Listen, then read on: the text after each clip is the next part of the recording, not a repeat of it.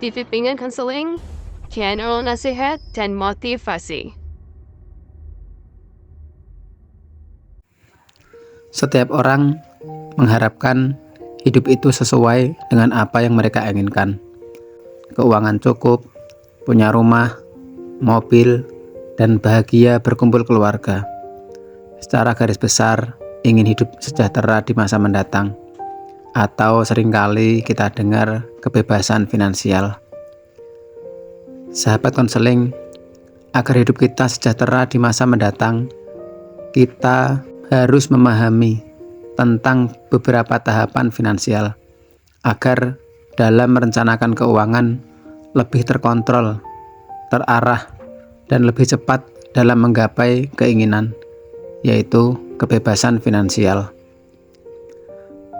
Pada kesempatan kali ini, saya sampaikan beberapa tahapan finansial agar Anda memahami dan mengerti di tahapan mana kondisi finansial Anda saat ini, sehingga Anda bisa lebih maksimal dalam merencanakan atau mengatur keuangan Anda, agar lebih cepat menggapai keinginan atau cita-cita Anda, yaitu hidup sejahtera.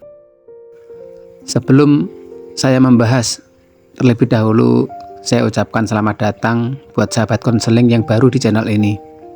Terima kasih semua like, komen, dan subscribe-nya. Dukung channel ini terus supaya Anda mendapatkan motivasi agar hidup Anda lebih terarah. Yakinlah bahwa sukses itu milik semua orang yang semangat belajar dan ingin tumbuh menjadi lebih baik. Yang pertama, dependent atau ketergantungan finansial. Di tahapan ini, seseorang masih menggantungkan kehidupannya kepada orang lain atau masih menggantungkan dirinya kepada orang tua.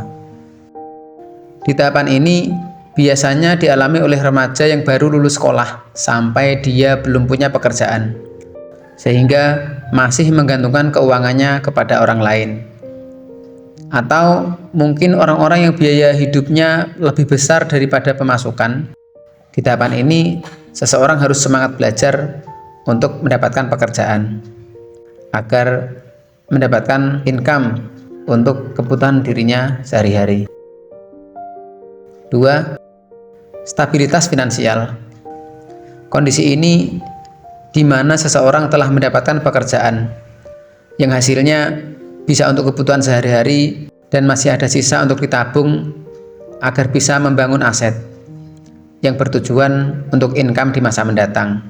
Walaupun sebagian dari usahanya ditempuh dengan cara berhutang.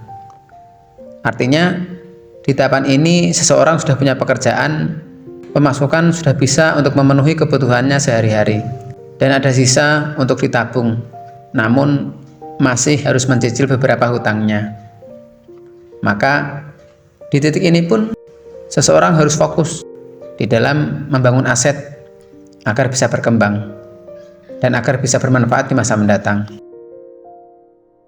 Tahapan ketiga, fleksibilitas finansial. Di fase ini, ketika seseorang telah mampu melunasi hutang-hutangnya dan membangun beberapa aset, dan dari aset itu telah mampu menghasilkan income walaupun belum cukup untuk mengcover kebutuhan hidupnya. Dan di titik ini, ia mampu menyisihkan uang untuk dana darurat, sehingga tidak takut lagi jika harus libur kerja. Misalnya, ada hal yang tidak terduga, sehingga membuat dia harus berhenti bekerja sementara, karena ia sudah mampu menyisihkan tabungan untuk dana darurat. Di fase ini, sering saya jumpai terjadi kesalahan atau kelengahan karena merasa telah mampu menghasilkan uang yang cukup, bahkan sisa, namun terkadang sebagai manusiawi akan timbul beberapa pemikiran atau beberapa keinginan. Beli inilah, beli itulah, sampai-sampai tanpa mereka sadari mereka telah menggunakan uang yang mungkin membeli barang-barang yang kurang diperlukan. Bahkan cenderung membeli dengan mencicil, dengan mengandalkan dari sisa uang bulanannya tersebut. Tanpa disadari, mereka telah terperangkap dalam jebakan Batman, sehingga sulit untuk meningkat di level selanjutnya. Maka di level ini, fokus dalam membangun sebuah aset sangat diperlukan, karena Anda akan dihadapkan dengan lingkungan hidup yang mungkin membuat Anda tidak fokus. Tahapan yang keempat, aman. Di tahap ini, ketika seseorang mampu membangun bisnis yang sudah berjalan tanpa harus ia kerjakan sendiri, atau mempunyai aset yang mampu menghasilkan income yang sudah bisa mengcover kebutuhannya sehari-hari, namun belum cukup memenuhi kebutuhan standar hidup. Income yang dihasilkan dari aset itu hanya mampu untuk hidup sederhana atau kebutuhan primer sehari-hari. Di tahapan ini pun, ia juga harus fokus di dalam membangun aset agar bisa menghasilkan income yang lebih besar di masa mendatang. Yang kelima, bebas finansial. Ketika seseorang telah mempunyai aset yang mampu menghasilkan income untuk standar hidup mewah, di tahapan ini seseorang tidak harus mikir-mikir lagi untuk bekerja, karena asetnya telah mampu menghasilkan income dan kebutuhan standar hidupnya sudah bisa tercover dari penghasilan pasif, baik dari investasi, bisnis, atau dari aset yang telah dibangun. 6. Kaya raya, di mana ketika seseorang telah berhasil membangun bisnis atau mempunyai aset yang menghasilkan passive income, tidak hanya untuk memenuhi kebutuhan standar hidupnya, namun juga mampu untuk kebutuhan beberapa keluarganya, misalnya orang tua, saudara, dan lain-lain. Dan sangat sedikit sekali orang-orang yang mampu sampai di level ini, yaitu di tahapan ke-6, kaya raya.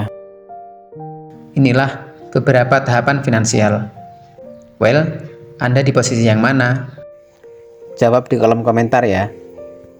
Seringkali saya jumpai beberapa orang, bahkan mungkin banyak orang, ingin sejahtera di masa mendatang, namun mereka tidak mampu melangkah atau mungkin bingung dari mana saya harus mengawalinya. Dengan memahami tahapan finansial di atas, seseorang akan lebih mudah dalam merencanakan keuangan, bahkan akan termotivasi dengan ilmu tersebut. Semangat dalam melangkah, pelan tapi pasti Anda akan berhasil di titik yang Anda cita-citakan atau yang Anda harapkan, sehingga hidup terasa nyaman, sejahtera, dan lebih bahagianya lagi, Anda bisa beribadah dengan lancar tanpa harus dibebani memikirkan tentang kondisi finansial, dan waktu ibadah yang longgar tanpa harus dibebani waktu untuk bekerja, dan mungkin beribadah dengan tenaga yang maksimal tanpa harus merasa capek karena terkuras untuk bekerja. Semoga Allah selalu memberikan kebaikan kepada kita, sehingga kita bisa semangat di dalam beribadah dan Allah memudahkan rizkinya kepada kita, sehingga bisa sejahtera di masa mendatang seperti apa yang kita harapkan atau yang kita inginkan. Yakinlah bahwa sukses itu milik semua orang yang semangat belajar dan ingin tumbuh menjadi lebih baik. Semangat dalam meraih sukses, semangat dalam menggapai cita-cita, dan semangat di dalam menjalani usaha. Fokus terhadap apa yang menjadi tujuan atau harapan kita. Sekian, semoga bermanfaat. Alhamdulillah, jazakumullahu khairan. Wassalamualaikum warahmatullahi wabarakatuh. Terima kasih.